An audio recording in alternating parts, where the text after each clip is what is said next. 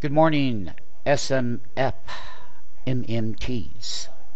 This is a 39 put on JP Morgan. This over here is a $42 call up and out of the money. The open interest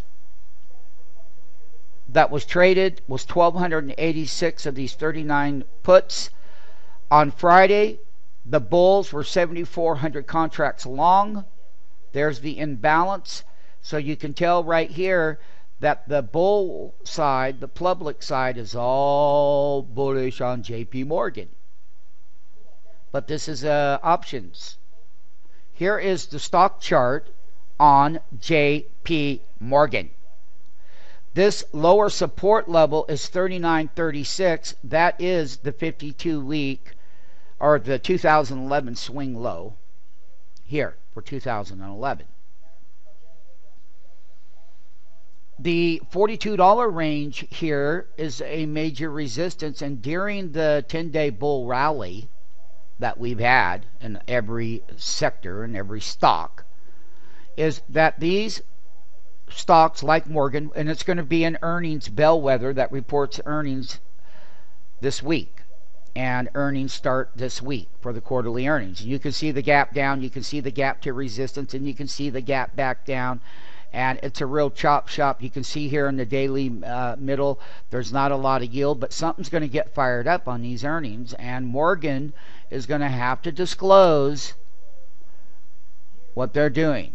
Now, they're pretty well diversified around the world, just as Goldman Sachs is. But my point of it is, when it comes to trading options during an earnings season, and we are right here, 26 cents by 28 cents. They were a high of 47 cents. So once that higher supply was sold from the previous day, and that Friday at 35 cents, and the previous day it closed at 48 cents. A lot of that supply has been sold, so now we get lower prices.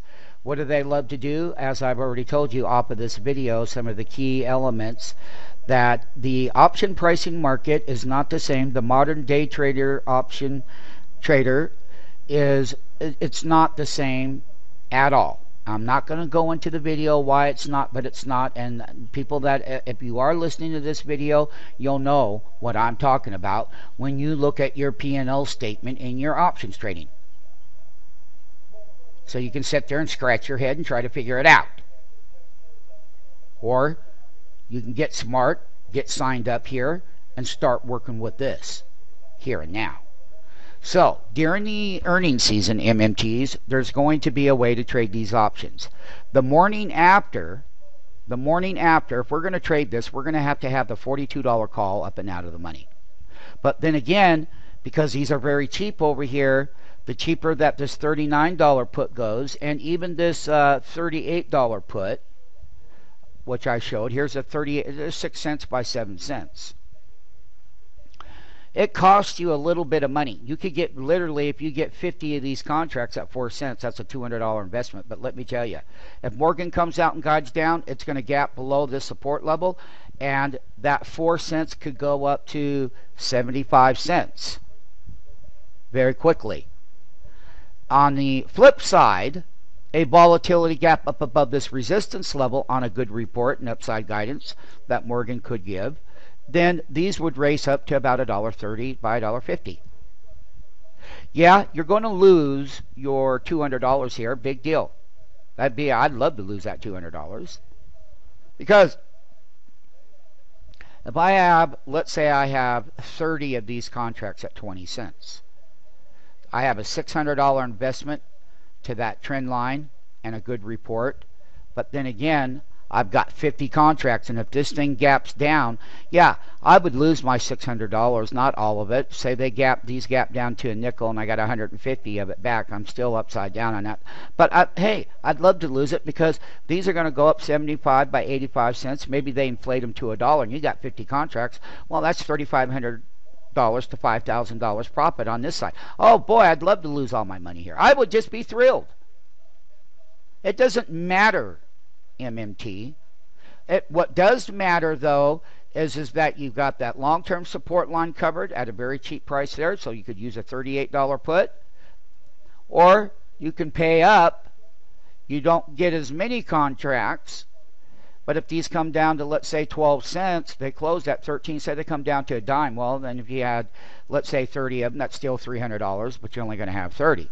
So my point of it being is how they're going to treat and inflate or deflate the premium on both sides, and or inflate and deflate one side or the other. It really doesn't matter as long as you're on both sides of the trade. Now, when JP Morgan reports its earnings, you'll be able to trade it. If they report before the opening bell and pre-market, we can trade that stock outright, buy it, 1,000 shares, wants to move up $1.20 or whatever, make $1,200, cover the cost by trading both sides. So we trade three ways. We got position here, we got a position here, and then we can trade the equity, long and short, to one of these two that are going to make money. If we gap up into resistance and it hits resistance, we sell short, 1,000 shares, stock drops 60 cents, there's $600. And that $600 pays, well, you're going to make money on one of these sides, but you're just going to add to the profit debit structure on the trade.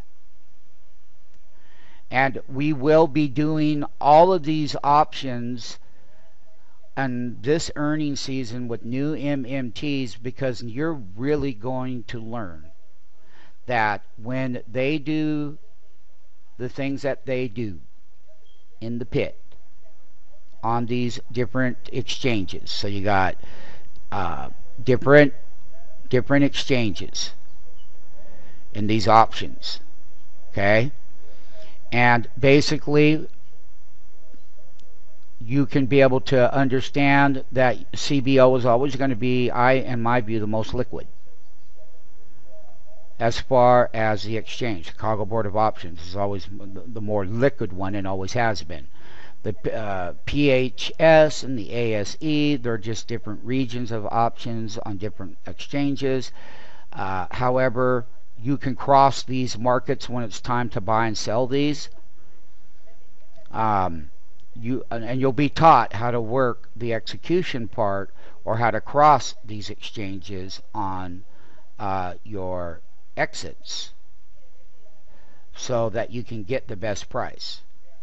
All right, the current daily chart, Goldman, or not Goldman, but this JP Morgan is at about 61.9. When we were over here at the low on a daily percent DS, it was at 18. Then it hit the 15 cycle, and then from there, it's a public standard indicator, but people, big money makes decisions on it. So we know how they make decisions, and we're not nearly as oversold as one would like to be, but we're not 100%, we're not, 92 or 93 or 94% over here like the indexes and a lot of equities are. So it's right in the mid-range. It's not overbought, but it's not oversold. It's right there, slightly above the mid-range as far as this particular indicator goes. And we are premiering this, and we're going to do Google next, and we're going to do info systems. And these options here, I will bring into the thing here for you, is that these penny increments, it's something that we don't like. Because I'm not going to go into it in the video. I've already told you off the video what that's about. One of the things that we're going to do, we've looked at what we're going to do. We know that we're going to do the $42 call. We know that we're going to have a $39 put. The other thing that we're going to do, our due diligence is, outside of the option pricing and knowing where those are, is now what I am going to do for you, MMT, is I'm going to put this $39 put in this put chart. And I will show you here and now, MMT, is that the fact that these were up here at $1 and they are not inflated. They were inflated up here in its pricing range because when they trade in these penny increments in the options, strike prices, and the equity doesn't move a lot, but we're down here. This is on the $39 put. It's deflated. It was inflated up here, so there's a lot of upside that could happen here. And before I even pulled it up there, I could already tell you about what the yield would be. So we definitely want to buy that. Now, when you take a look at the $42 call, it too is not inflated. It was inflated at 450 over here. But right now, that up and out of the money, as you know, is 26 cents. So basically, what I'm trying to tell you, MMT, both sides of the call and put, as I said before we got on the video, and you know what I'm talking about, how they stole premium out of both sides. You already know what that's about. I'll just leave it at that. It pays to put on a risk-reward trade because you got big upside here. If the calls were up here and you're paying $2 or $1.50, we wouldn't be talking. But we're not. We're down here. If you take a look at the $42 call, and then we go right, okay, so you know that the support level that these were as low as, just so you know, what they were as low as 11 cents. Okay, and they closed at 16 pennies. But they're down in the deflated area. And so it's the dollar cost capital risk to have both sides of JP Morgan during the earnings season makes sense. Because if we gap above that $42, we already know, if we take out that resistance line, my friends, we know by looking at this $42 put that we're gapping up here. And we have 30 contracts and you make $3,000, fine. Your upside versus your downside risk, dollar capital wise, risk reward ratio, it pays to be there for the gap. They have to deliver a good earnings report, MMT, to gap up there right into that 200-day moving average. It's below its long-term trend line of the 200-day simple moving average.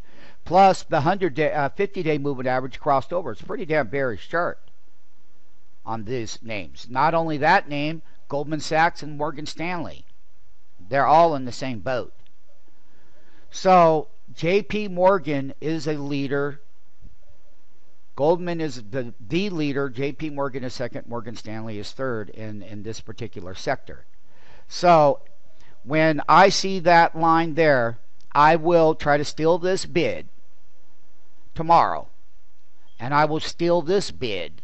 And I'm dollar cost capital risk. I got my support level. If I gap below it, we already know how those are going to race up. But we also know, on the other hand, that $42 call is going to gap up to, let's say, $1.40. That's a pretty good yield. Yeah, you're going to lose this side of the tape. Who cares? If that stock is going to gap up, you're going to cash in. You're going to still have a big gain. Say you make $3,000 here. Say you lose $600 here. You still made $2,400 no matter what. Not only that, you can trade JP Morgan outright intraday to go along with it. So you got a trifecta. I am at support put. If it gaps below it, I am at the $42 call, but gaps above that trend line, and I can trade the equity, and I'm cashing in on one of them. I'm losing on one, and I'm cashing in on the other, and I'm going to trade the name. The support and resistance level, let this be a benchmark for you MMTs going forward through the next 4-week period during the earning season. We will be taking a look at lots of these scenarios and where our risk-reward, capital risk-reward ratios come into play. How to trade JP Morgan during the earnings season, both long and short, and trading the equity.